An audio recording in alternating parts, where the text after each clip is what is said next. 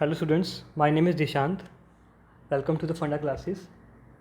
Topic जो आज मैं डिस्कस करने वाला हूँ वो फोर्स एंड प्रेशर चैप्टर में से है और उस टॉपिक का नाम सिर्फ फोर्स है। मैं सिर्फ आज फोर्स की डेफिनेशन के बारे में बात करूँगा कि उसका सही मतलब क्या होता है। क्या हम इस चीज़ को समझ पाए कि फोर्स रियल लाइफ में होता क्या है।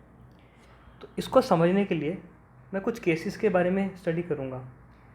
पहले केस में मेरा पहला केस ये है कि एक सड़क है, ठीक है। इस सड़क पे चिंटू खड़ा था और चिंटू घर से लड़ कर आ रखा था और वो एंग्री था बहुत ज़्यादा। उसको बहुत गुस्सा आ रखा था बिकॉज़ उसके मार्क्स नहीं आते थे। उसकी मम्मा ने उसको घर से बाहर निकाल दिया और वो चिंटू गुस्से से बाहर आया और वो अपनी किताबों को पटक के फेंक दिया पॉइंट ए पे। ये थैला एक कार्डबोर्ड से बना था, इसमें बहुत सारी किताबें थी, बहुत सारी किताबें ये भर रखा था। अब चिंटू को उस पर गुस्सा आ रहा था बहुत ज़्यादा, तो चिंटू ने क्या किया, इस डब्बे को ज़ोर से धक्का मारा, पुश किया। ओके, पुश करने से क्या हुआ, ये बॉक्स यहाँ से पॉइंट बी तक आ गया। इसके अंदर बहुत सारी किताबें थी। वो बी तक आ गया, फिर चिंटू थक गया, फिर चिंटू अपने घर चला गया। यहाँ पे हुआ क्या, चिंटू ने एक एक्शन किया। वो एक्शन क्या था, वो एक्शन क्या था, एक तरह का पुश था, एक तरह का पुश था।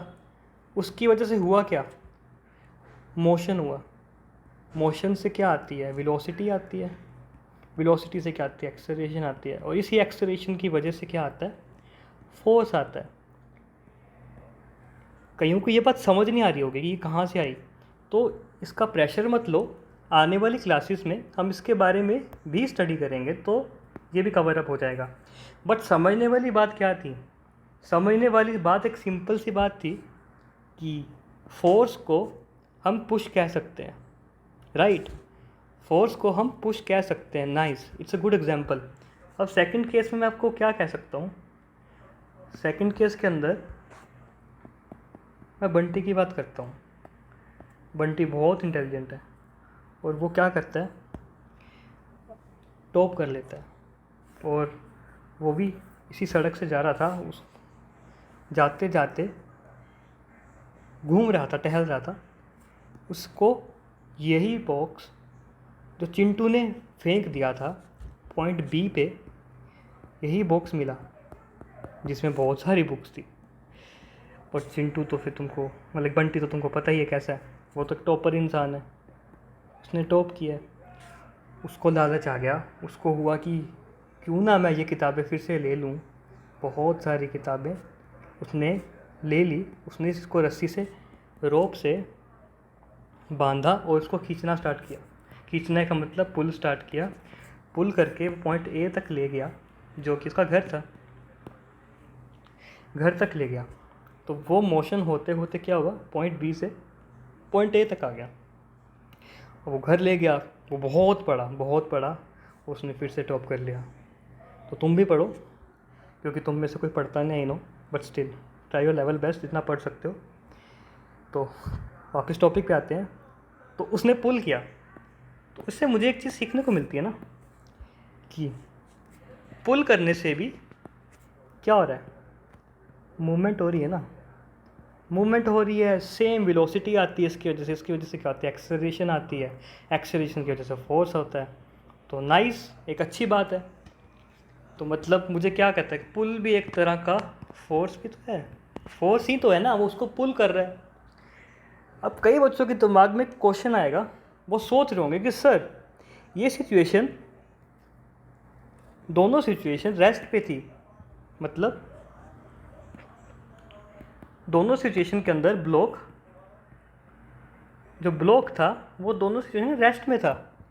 सर अगर क्या होगा, क्या होगा, कोई ऑब्जेक्ट मूव कर रहा हो, कोई ऑब्जेक्ट मूव कर रहा हो किसी यूनिफॉर्म वेलोसिटी से। तो एक केस और ले लेते हैं। देखो मैं इसको लंबा नहीं खींचूंगा, मैं एक बात कहता हूँ कि एक कार थी, वो भी एक सड़क पे चलेगी। उस कार में बंटी बैठा था। बंटी बहुत पढ़ता था, वो टॉपर था अपनी क्लास का। प्रॉब्लम ये थी, वो कार चलानी नहीं जानता था, उसे कार चलानी आती ही नहीं है। तो मजबूरी में उसे कार चलानी पड़ी। मुझे नहीं पता वो क्या मजबूरी रही होगी, बट वो चला रहा है। उस मजबूरी में वो कार चला रहा है किसी यूनिफॉर्म वेलोसिटी से। यूनिफॉर्म वेलोसिटी का मतलब क्या? यूनिफॉर्म मतलब कांस्टेंट।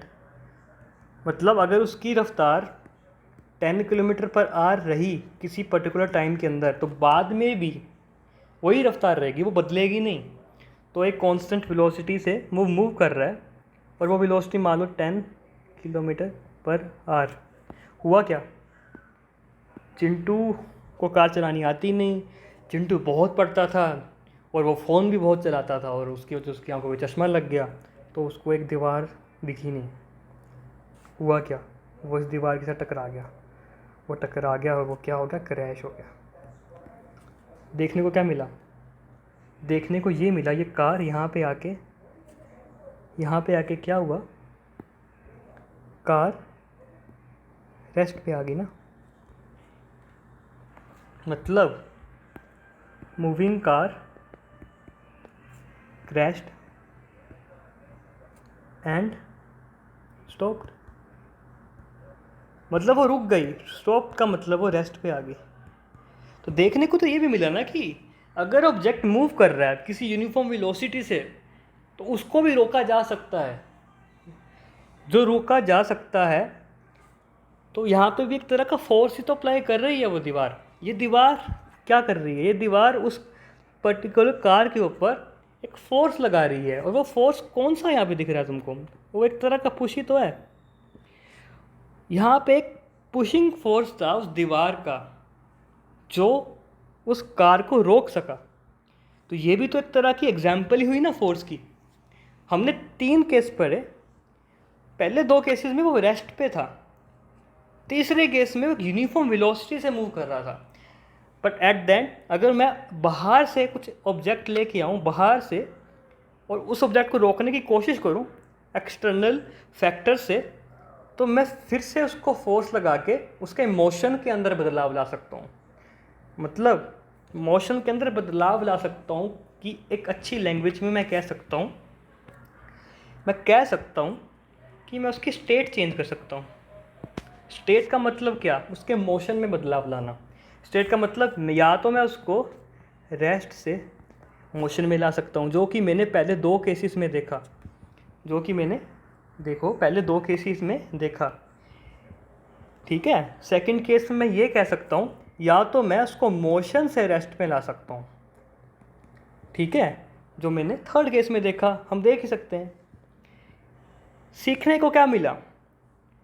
अगर एक्सटर्नल फैक्टर्स की वजह से मोशन या स्टेट चेंज हो, तो उसकी वजह से एक फोर्स आता है। तो फोर्स की डेफिनेशन क्या होगी? इतना समझने के बाद मैं फोर्स को कैसे डिफाइन कर सकता हूँ? कि फोर्स होता क्या है? Just wait. It is a push, right, या पुल। या तो वो धक्का मार सकता हूँ या खींच सकता हूँ। विच टेंड्स टू चेंज, जो कि बदले में क्या बदलाव लाएगा? चेंज